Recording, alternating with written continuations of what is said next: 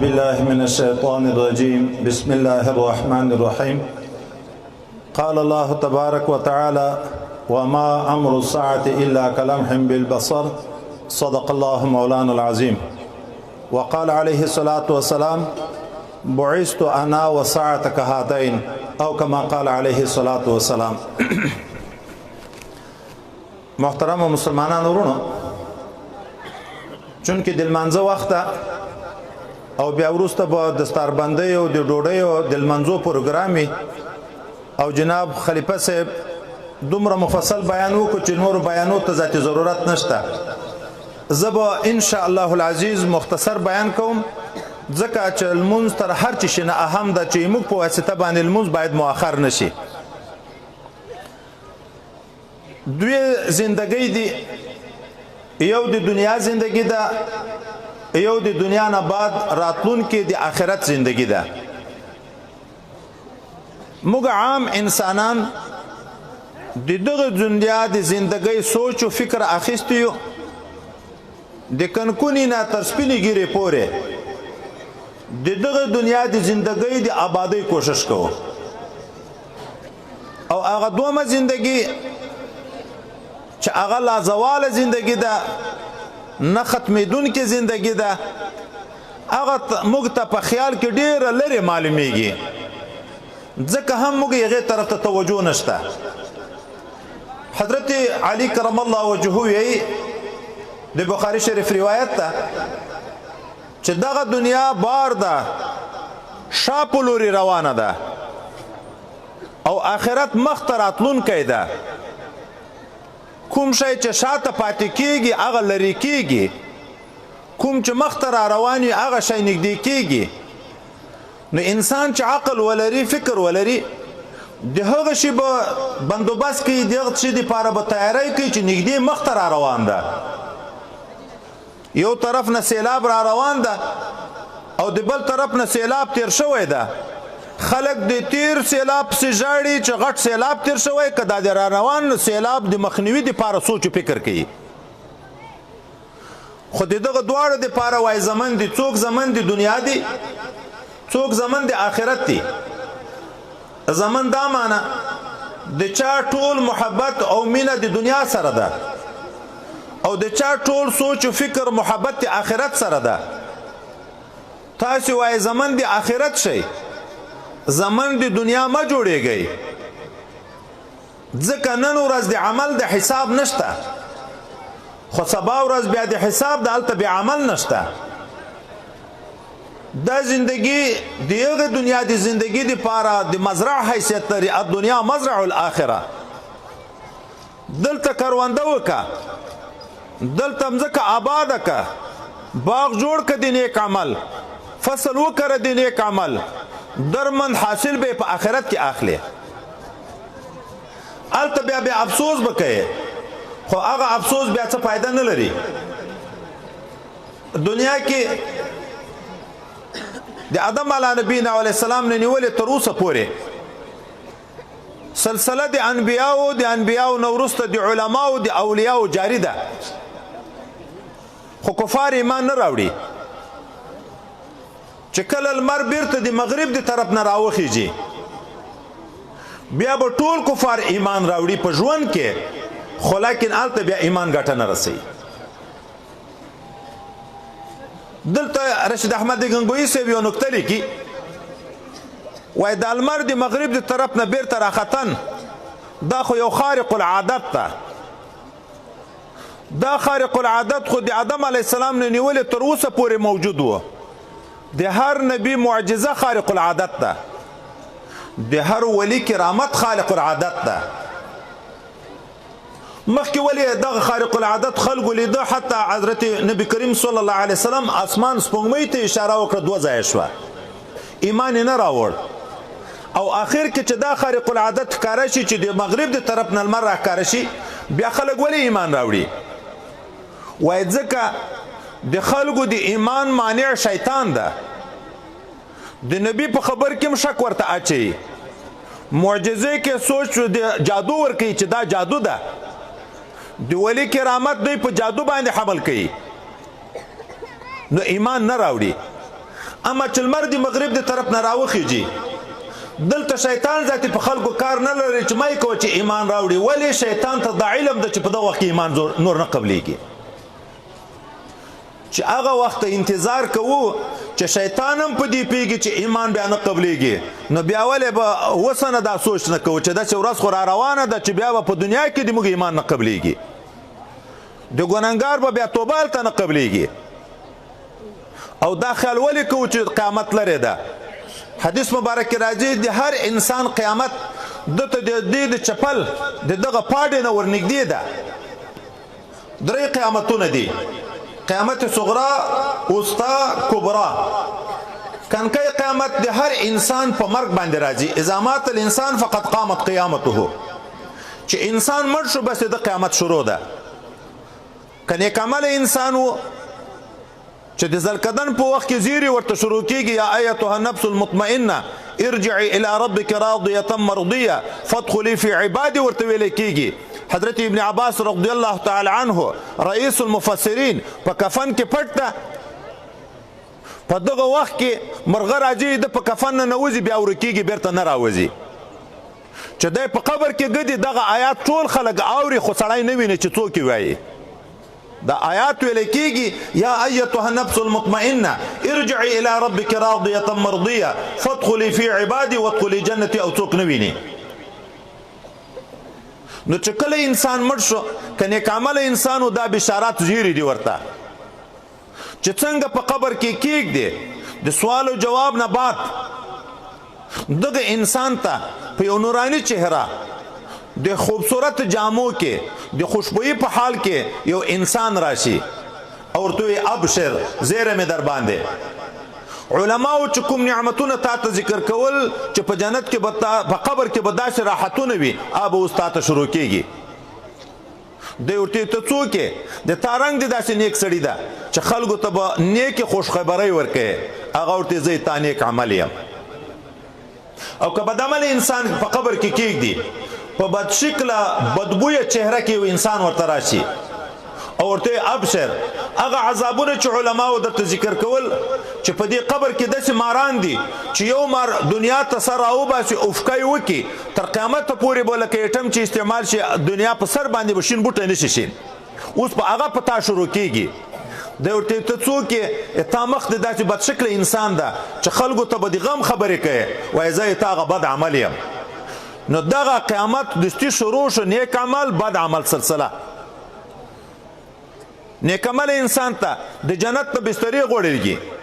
د جنت ته خوشبوئی راځي د جنت نه رڼاګانې راځي او روزانه په ورځ کې 2 واره د خپل ځای په جنت کې ولیدای کېږي چې اصل ځای دی هغه ده دا خو اصل مقدماتي هغه د انتظارګاه ځای ده اصل ځای دی هغه ده او بدعمل انسان ته دلته عذابونه شروع شي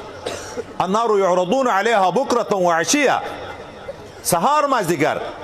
خو اصلي ځای به په جهنم کې ولیدای کېږي چې اصل ځای دی هغه د په دغه کم عذابو ته نه خلاصېږي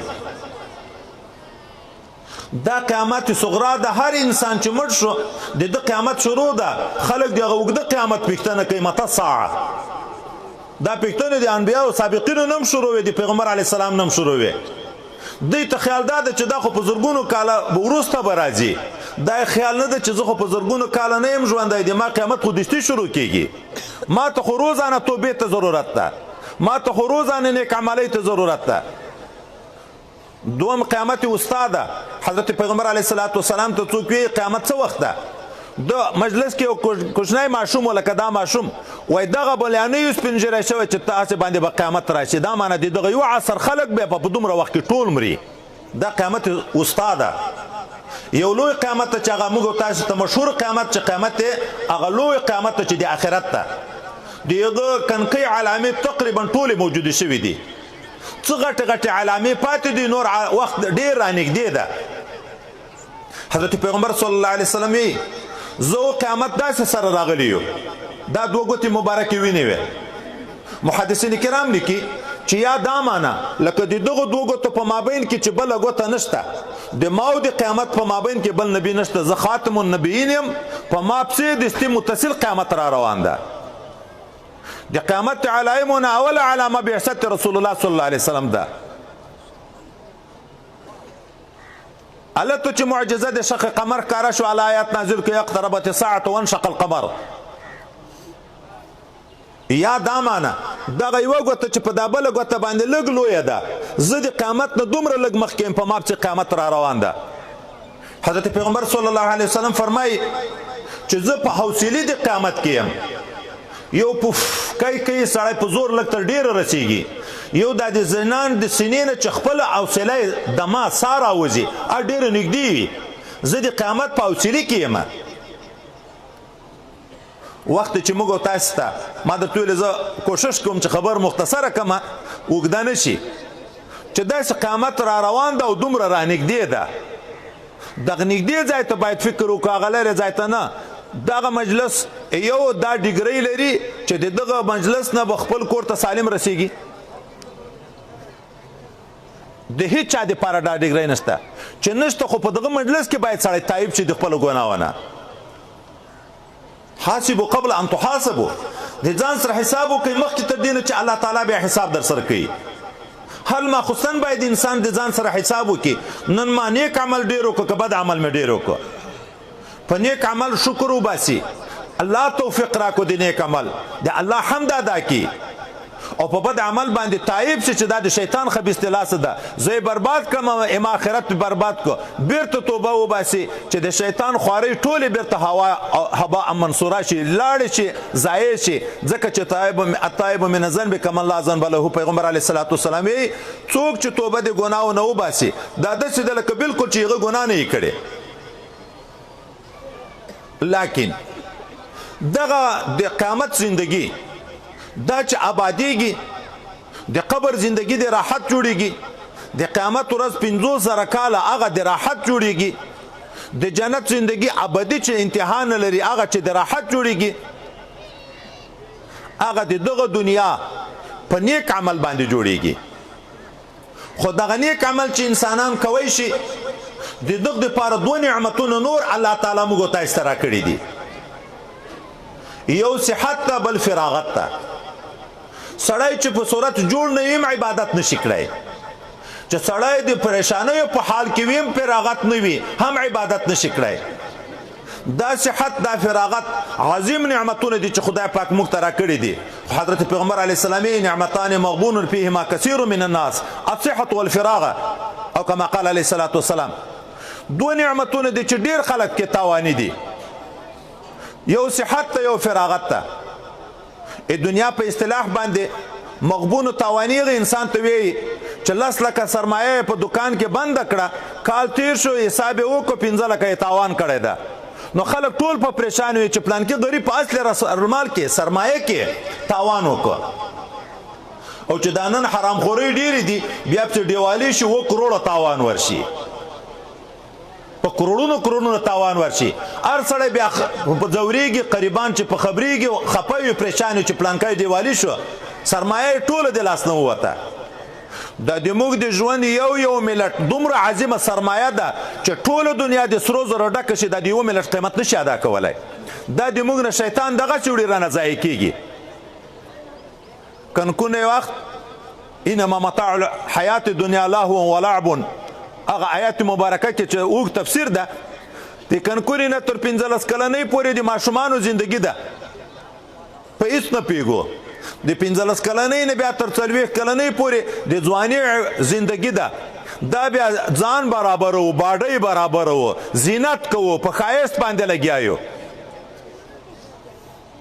د یغ نه بعد بیا چې لږ لوی شو بیا نو د دنیا سوچ را سره پیدا شي. دا زمن خو به کور جوړول غواړي، واده غواړي، د دغو دپاره بندوبست ذخیره کول پکار دي. بیا د دنیا د ډېرولو په حرص باندې لګیا شو. بیا چې دنیا ډېره شي بیا تفاخر شي، یو په بل باندې فخر شي، بیا نو ښه بنګله جوړه که، ښه موټر واخله، د دنیا زندگی برابر که. د قیامت لپاره بندوبست به په کومه زمانه کې کوه؟ صحت زندگی م رانه تیره شي چې فارغ په بندیخانو کې نه یو پراته، په مشکلاتو کې نه یو، دا زندگی م شیطان رانه برباد کی. او داسې بربادي ده چې بیرته تدارک نه کیږي. نن د سهار ټیم اوس په کروڑونو نه په اربونو روپۍ چې ولګي هغه د ساعت ټیم بیرته نه راګرځي دا یو ملت مخکې اوس بیرته نه راګرځي دغه دارو کم بیان کیږي نو موږ نبی علیه الصلاۃ والسلام دې ته متوجه کړي چې خدای پاک صحت هم درکړی فراغت هم درکړی زه د خپل طالبانو ورونو ته ډیر وایم خصوصا طلباو ته خدای پاک دغه دواړه نعمتونه په اعلی معیار ورکړي دي خاندان فارغ کړي دي د دنیا د کاروبار نه علم ته وقف کړي دي 10 کاله 12 کاله د دنیا معیشت دین نه غواړي او صحت هم علا ورکړي خو عین د مدرسې په زندگی کې په غفلت کې وخت تیری موږ سره الحمدلله الته خو د ذکر او د اذکار ماحول ده داسې طالبان راشي 14 کاله په طالبي کې وتري بیا چې دلته راشي دغه ماحول کې واقع شي روزانه المازدیګر موږ الحمدلله ختمونه کوو زر وارې صرف قل هو لا شریف وایو دا نور اذکار خو بیخي ډیر اذکار دي مجموعه نو یو طالب راته وی په قسم باندې وای د ما د په خدای قسمي 14 کاله مې په طالبي کې تیر کړي یو طرف ته 14 ورځې مې چې دلته تیر کړي دا بل طرف ته دا ارمان په دنیا کې بیا موږ کوو خو یو خبره ده موږ د سپینګری عوام ورونه د موږ ماماګانو ترونه مشران دي کنه د هر یو په خپل ځواني په خپل تیر عمر افسوس کوي کنه کوي په موږ عمر عاصه تیر شو تاسو خو طلبای تاسو خو علماء تاسو خو خلګي زور تیم چې یو خبره وسره کوو دا افسوس په دروغ مکوئ د رښتیا وکي کته رښتیا په خپل ژوندۍ افسوس لري چې ما دا ژوندۍ برباد تیر کړه دا پاتې ژوند خو دین ته ورکا توبه وباسه ذکر او اذکار وکا علماء سره تعلق جوړ کا او به علم هیڅ تعلق نه جوړيږي په بل لار کې نه جوړيږي دا یاد لرئ که بی علم نتوان خدا را شناخت بی علم خدای نه پیژندل کیږي بی علم رسول نه پیژندل کیږي بی علم قرآن نه پیژندل کیږي بی علم صحابي نه پیژندل کیږي بی علم ولی نه پیژندل کیږي بی علم جماعت نه پیژندل کیږي بی علم مدرسه نه پیژندل کیږي بی علم خانقاه نه پیژندل کیږي منشد ټول خیر کارو مدرسه ده او داسې خیال مه کوه مولوي صاحب خو تاسو تفصیل د پاره درې لارې کړې چې یو علما دي یو صوفیان دي یو تبلیغیان دي هغه عالم نه ده چې صوفي نه وي مبلغ نه وي دا د درې شعبې دي شهاب الدین صاحب صرف درس کوي کدی تزکیه هم کوي کدی خلکو ته بیان هم کوي موږ په خپل زندگی کې الحمدلله چې ډیر نه مریض د جمعې شپې به بیان نه ده تیره شوی بیګاشته نه ده تیره شوی تقریبا ټول پاکستان باندې ګرځو هم به عالم یې هم به معلم یې هم به عامل یې شقونه مه جدا کوئ هغه عالم نه ده چې عمل نه لري یو ته عالم ویل کېږي که جاهل ویل کېږي علم د عمل سره برابري نبی علیه الصلاة والسلام یې څوک چې روان شو په لار د علم الله د جنت لار ورته اسانه کړي هلته محدثین کرام لیکي ولې وای ځکه خو په علم باندې ترغیب ورشي نیک عمل ته چې نیک عمل ته ترغیب ورغی دستي عمل شروع شي په علم باندې د ګناه خطر وپېژندی شي چې په ګناه پوه شو چې مخکې زندگی کې مې ګناه کړی افسوس پیدا شي ندامت توبه وباسي چې د ګناه نه توبه وایسته په نیک عمل لګیا شو د جنت په لار روان شو خدا ده چې دا افسوس ده چې اوس دا شاعر هغه چې سره جدا شوه موږ تاسو که مخکینی کتابونه وګورو مسلم ثبوت وګورو تلویح او توضیح وګورو د حضرت امام صاحب تعریف دی فقه چی ده معرفت نفس ما لها و ما علیها نفس هغه شی وپېژني چې د نفس لپاره ګټه ده هغه شی وپېژني چې د نفس لپاره ضرر ده وای په دغه کې علم الاصول چې عقاید دي علم الفروع چې فقه ده علم الاخلاق چې تصوف دي درې سره په فقه کې راغلي حضرت پیغمبر صلی الله علیه وسلم فرمای من یرید الله به خیرا یفقهه فی الدین چاته چې الله اراده د خیر وکړه یغه تفقاهت په دین کې ورکی حسن بصری صاحب ته څوک وی دا قول د فقهاو ده هغه ته فقه پیژنې د تابعینو دور ده فقه چاته ویل کیږي یو واره د فقه تعریف وپېژنه فقه چاته ویل کیږي الزاهد فی الدنیا والراغب فی العقبه البصیر بامور دینه القائم بعبادت ربه. چې د دنیا مینه په زړه کې نه وي، د آخرت سوچ او فکر او مینه ورسره وي، په دین خبر وي او همه وخت په عبادت د لګیا وي، دغه بیا فقه ویل کېږي، دغه بیا عالم ویل کېږي. د دغه وجه نه احیاء العلوم دا موجوده فقه په علوم مضمومو کې راوړي، ځکه مخکې په علم کې تصوف د اوله نه و. علم کې تصوف دا د قرآن او د حدیث نه ده. قرآن موږ ته راغلی، حدیث موږ ته راغلی. اول منصب د پیغمبر علیه الصلاة والسلام چې د رسالت ده، حضرت ابراهیم علیه نبینا علیه السلام د په باب کې دعا کوي، وابعث فیهم نبیا یتلو علیهم آیاتک ویعلمهم الکتاب ویزکیهم. اول د پیغمبر سوال د پیغمبر چې قرآن الفاظم په خلکو زده کړي، معنایم زده کړي او د خلکو د باطن صفایي هم وکړي. عالم وارث پیغمبر ده. وارث هغه چاته وي چې د موروث په ټولو حصصو د مال کې برخه لري، او که په یو شي کې برخه یې په بل کې نه وي، هغه ته داعین وي، هغه ته وارث نه وي. یو سړی مړ شي، د باندې د یو سړي 10 لک روپۍ قرضه ده، د ده ټول جایداد 10 لکه هغه ته ورکړي، دغه ته وارث ویل کېږي. وارث هغه ده چې په څادر کې هم شریک ده، په چپل کې هم حق لري، په پټي کې هم حق لري، په غنمو کې هم حق لري، په روپیو کې هم حق لري، په میږو په وزو کې هم حق لري، په ټولو کې به لري. چې رسول الله کوم مقام دنیا ته راوړی، کوم منصب راوړی، وارث د پیغمبر هغه چاته ویل کېږي چې هغه 300 شعبې په ده کې موجودې وي. خو وروسته مبتدعین ډېر شو، د هغو دپاره په عقلي دلایلو خلک خطا کول. علماو عقلي دلایل د هغو په مقابل کې شروع کړه، طویل ذیل شو، نو علم کلام یې مستقل کړه، د فقه نه جدا کړه. اما فقه او تصوف خو تر ډېره پورې ګډ چلېده. ځکه مثلا ثبوت لیکي عبدالحق خیرآبادي لیکي چې دا جدایي د فقه او د تصوف اصطلاح مستحدث، دا خو ډېره نوې وروسته خبره ده، دا خو وروسته جدا شوه. عالم به وي هغه چې اوله نیت صفا وي. موږ د بخاري شریف اول حدیث دا وي، انما الاعمال بالنیات. د دین رجع 3 احادیثو ته ده چې په 3 حدیثو عمل وشي، دا په ټول دین باندې عمل ده. اول د نیت صفایي ده، نیت د زړه شی ده.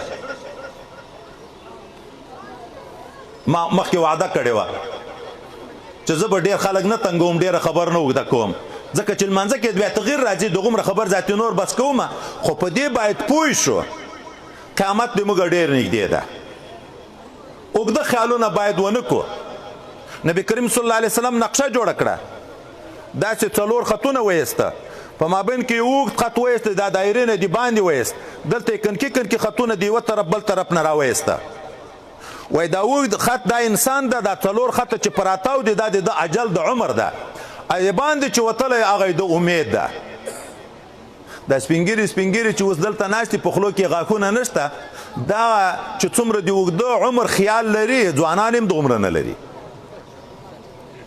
نبی علیه السلام انسان سپینګیری کېږي، خو 2 قوت، محبت دنیا او محبت عمر. دی اوس پوخ کور جوړي، د انجینر نه د 100 کلو اګریمنټ اخلي، 100 کلو په دانه د خبر چې ما 100 ورځې ژوندونه مړه ده پاتې. دغه شیطان خطا کړي، امیدونه یې ډېر اوږده راکړي دي. سوف افعلو عمل شروع کې. ملا چې اول نوی ځوان شي، په چا جذبه د تدریس غالبوي، په چا جذبه د سیاست غالبوي، په چا جذبه د غالبوي، د بل په مسلمانولو پسې لګیا، خپل ځان ته یې پام نه وي. دا د بل مسلمانول ډېر اسانه دي، هر سړی بل ته نارې ویو، داسې وکړه، داسې وکړه، داسې وکړه، داسې وکړه. دغه نه ګوري چې په ما کې څومره تکبر ده، په ما کې څومره ریاکاري ده، په ما کې څومره عجب ده، په ما کې څومره محبت دنیا ده، په ما کې څومره محبت عزت او د قدرت ده، ما څومره د عالم سره حسد ده، ما څومره د پیر سره حسد ده. زه چې دغه علاقې ته راغلی یم چې د ما سره څومره د دغه علاقې هغه نه خو شرعي دلایل غواړي. تصوف هم داسې شو، تش په نامه باندې وظیفې پوره کړه، دستاربندي ور وکړه، نور یو طرف ته چې باطن کې د دې اصلاح راغلی ده که نه، خپله د اصلاح شوی ده که نه د اصلاح شوی، د دغه سوچ نشته. مخکې مشایخو خو به چې څوک خلیفګان کول، یو وارې به امتحانات په اخیسته. ما هم الحمدلله خلک خلیفګان کړي، 3 میاشتې استخارې ورته کوم چې رسول